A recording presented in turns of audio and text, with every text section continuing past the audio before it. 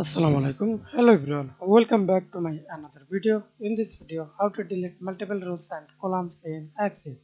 Okay, step 1, delete multiple rows. Okay, now click here and hold shift space, hold control, select this rows, apply the same process. First of all, delete rows. Okay, now we can see this delete rows and now select full table, Ctrl Z, special, select blanks. Right click mouse, delete